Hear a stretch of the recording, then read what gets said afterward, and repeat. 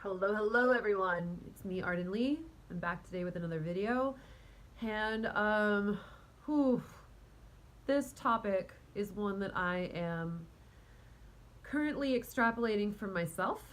And there's been a lot of resistance that's coming up in me to it. And but whenever there is resistance, I'm like, ooh, what's here? So I want to talk about it today. And essentially, the topic that I want to talk about is you have to want to be happy and successful more than you want life to be fair. This is a really tough one because for a very, very long time, I was really, really invested in the fact that I thought that life should be fair.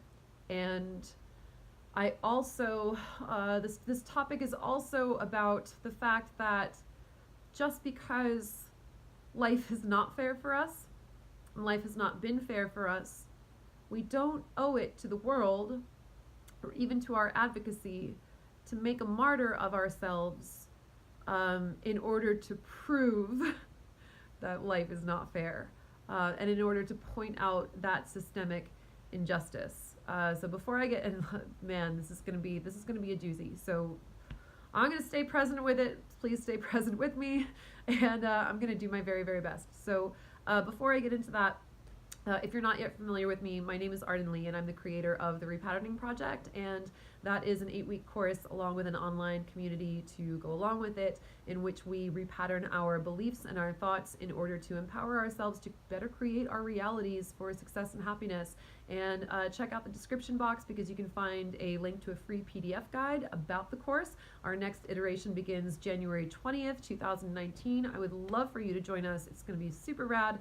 And you can also, if you're like on the fence about it, or if you're like, oh, I don't know, let me find out more about this, you can join my free Facebook group, which is also linked in the description box. And that is a link to the Repatterning Parlor, which, as I said, is a free Facebook group where you can receive support from like-minded individuals. You can get your questions answered, and you can see if this is the right path for you or not. So I absolutely encourage you to join us. And I moderate that group, of course. So come say hi. I'd love to hear more about what you're working on. So let me get into this idea now. The idea that I want to talk about is the idea that we are not obligated to martyr ourselves in order to make an example of how difficult things are for ourselves and for our demographic. I would be completely remiss to the point of ignorance if I didn't point out that I have a lot of privilege.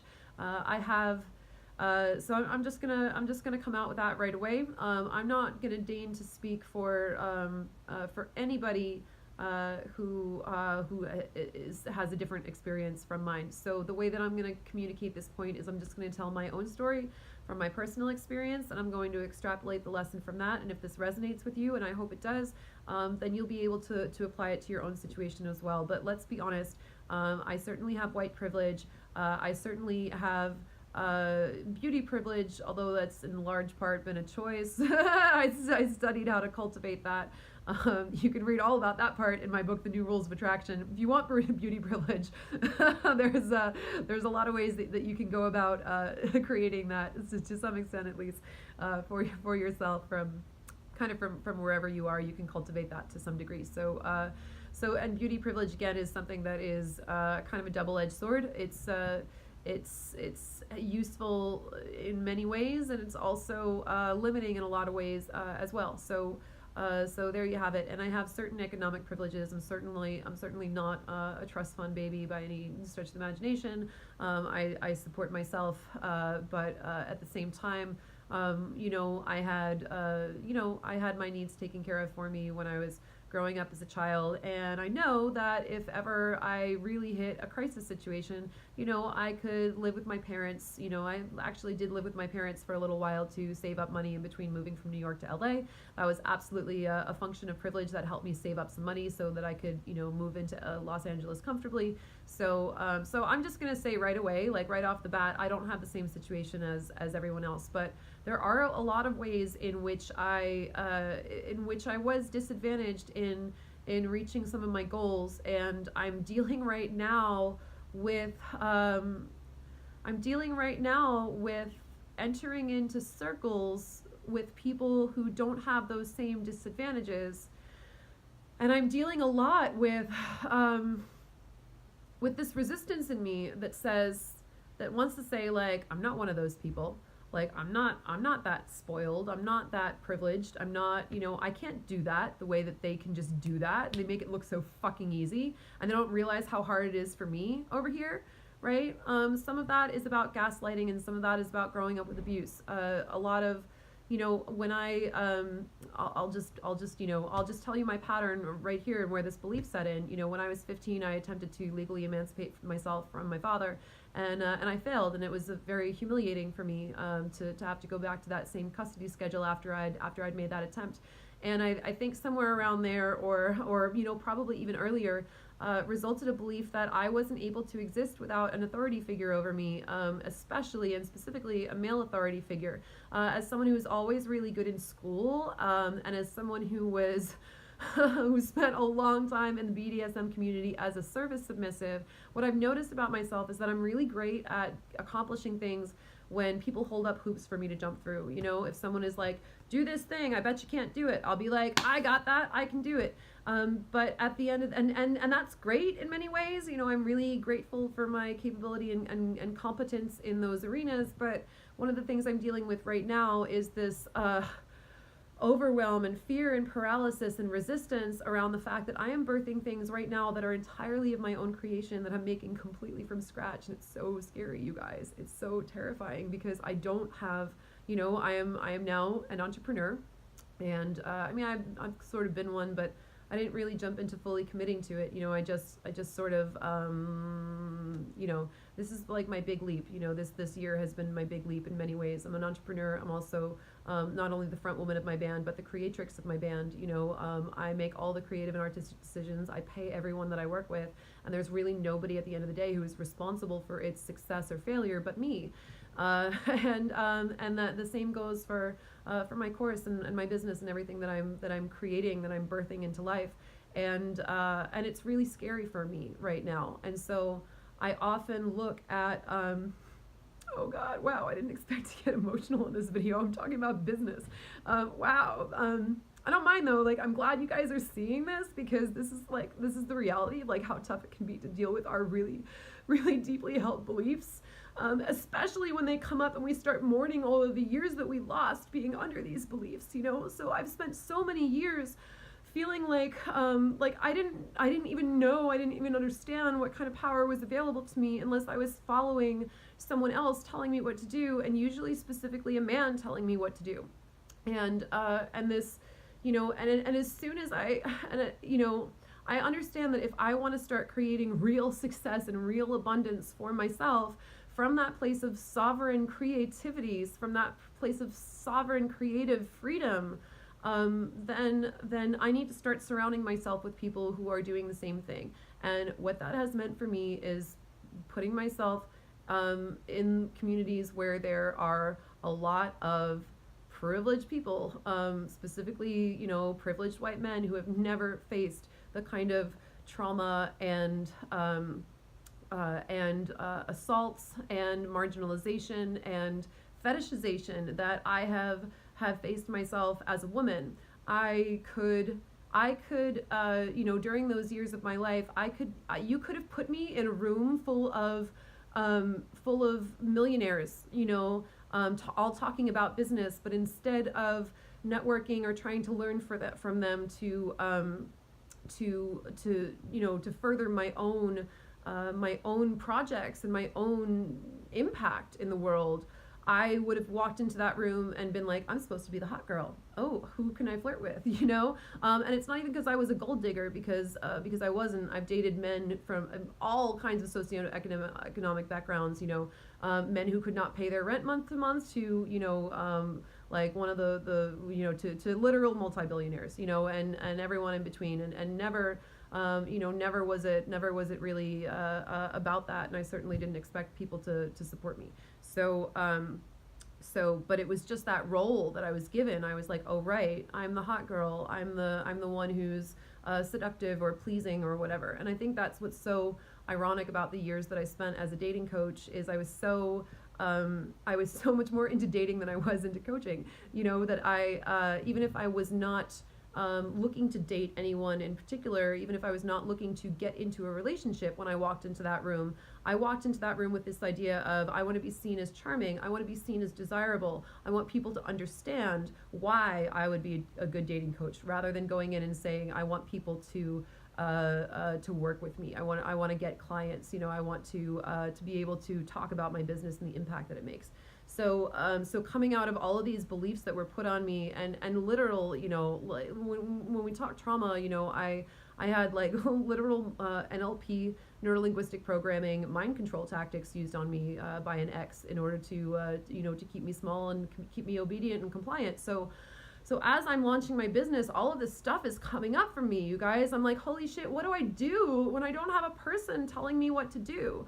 And I've hired a business coach to kind of work with that problem, and specifically, I hired Adam Lyons because he's been a friend of mine for a long time, and because even though we haven't always seen eye to eye in our history, I have a degree of trust with him that when I do meet resistance that comes from my trauma, that he's going to meet me at a place of compassion. And he's also someone who is self-made, who grew up with even though he is a white guy, he grew up with a lot of systemic disadvantages, economically, and also religiously, culturally, being someone who was bullied for his Jewish religion.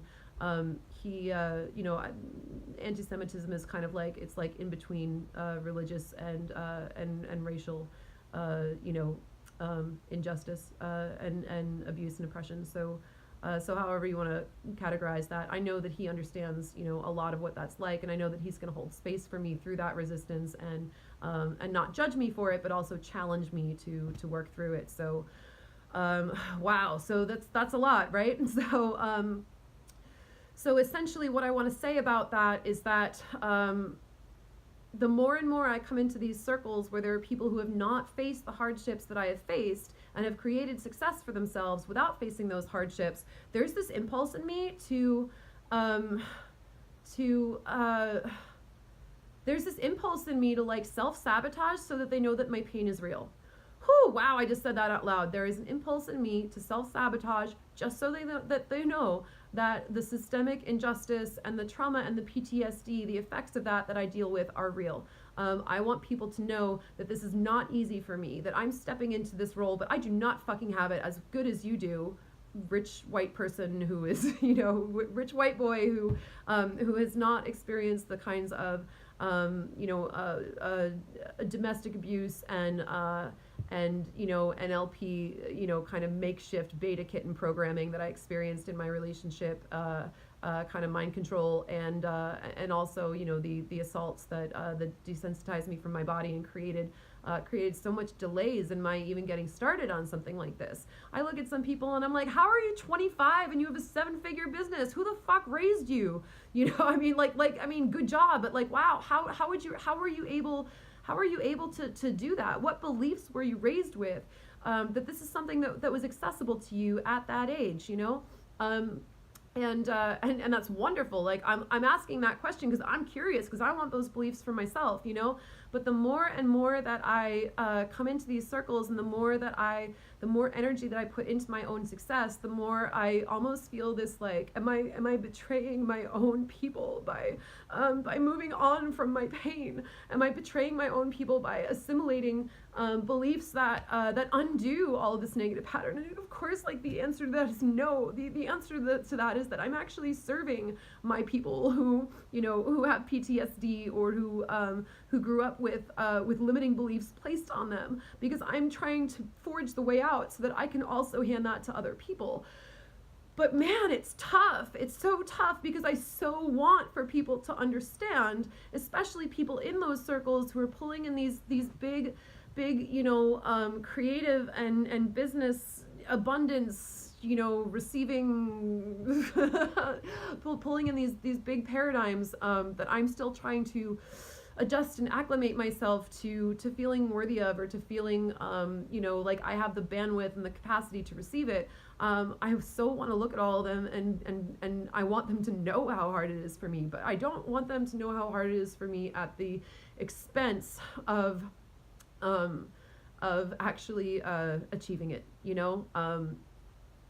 And I am reconciling the fact that that serving from a full cup actually makes me a better advocate. That that I don't have to forget about where I came from, just because I'm choosing to improve my circumstances, and that I'll be able to do more and better work for people if I am in that place of abundance. And hell, if one day my business reaches 7 figures and I'm in that spot, and you know, just imagine all the ways that I can give back, you know. So whew, but wow, it brings up so many emotions in me, and so much discomfort. And I really get where leaving that paradigm is so difficult, and in many ways feels so much like am I just supposed to pretend that my pain didn't exist? Am I supposed to pretend that that didn't happen? And no, I can always remember, you know, I can always remember what that was, but also, you know, if this is about repatterning, this is kind of about freeing ourselves from those things, so that we are so free from our patterns and our beliefs that hold us back, that that it's almost as if they never occurred, that we get to restore everything that was taken from us. And it's so hard, because part of what's so hard about that is acknowledging what was taken from us, and acknowledging all of the things that we really have struggled with, and seeing how many years of our lives pass by in which we did not have those parts of ourselves that were stolen from us through abuse and through trauma, that were split off from our conscious reality, by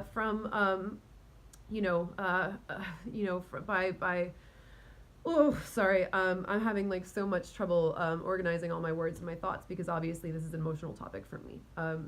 But anyway, what I want to convey in this video is that you do not have to martyr yourself just to prove that your pain is real. And when you do succeed, you will be an advocate with more resources.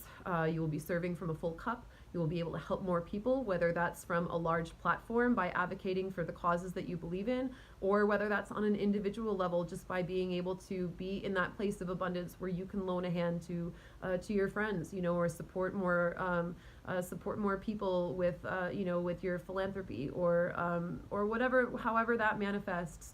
Making this video is helpful because it's convincing me of that, but like, it's so hard, you guys. Sometimes it's really hard to go into a whole circle of guys who look like Tim Ferriss, who there's been so much critique and criticism around the life hacker kind of thought community, about like, wow, here you are. A friend of mine wrote a piece about how Jennifer Dzira, Dziura, you can look up her blog. She wrote a piece about how the life hacker community is really just how to use white privilege, how to be someone who's never who essentially, this whole 4-hour work week is kind of about how to make your life even better when it's already pretty good to begin with, and that has always felt that there's always been a bit of an incongruence in the way that hit with me, because it always felt kind of like, like, wow, you're really spending your efforts, like, getting millionaires to be billionaires, huh? Like, wow, that's a great cause right there. And, it really hits me in that sense of economic injustice and all the kinds of systemic injustice that people face, because it feels like it's just kind of denying that exists. But again, I'm going to be a better advocate if I'm serving from a full cup, and so are you. So even though your pain is real and the resistance that comes up is real, please don't buy into the idea that it's your responsibility to your class or race or to your people at all. In my case, it might be like people who are survivors of sexual assault, women who are survivors of domestic abuse. It's not up to us to martyr ourselves. It's actually up to us to be the lighthouse. We don't have to martyr ourselves to show how painful everything is. What we want to do is we want to be the lighthouse, and we can show the way out, so we can show the way to that peace and that freedom. And obviously that is not always easy, but I am committing to making that work, and to doing that without ever sacrificing my compassion or my integrity or my understanding of of people who, don't have it as good as I do, or haven't yet figured out to, how to work their way out of their own pain or trauma, and people who have, struggles where that climbing that ladder out of their pain and trauma, and their means of being oppressed is a lot of a longer and more difficult journey than mine potentially. So just trying to keep all my integrity around that, and also not let my desire for fairness get in the way of my creating a life that makes me happy too. So any support you can give me in that regard would always be much appreciated. I'm seriously trying my best. Thank you guys for listening. Thank you for being present with me during this difficult talk. And I look forward to coming back to this topic with some more answers soon. So just letting you know, I'm doing my best. So I'll try to figure it out so that everyone else can too. Thank you guys again. I appreciate you.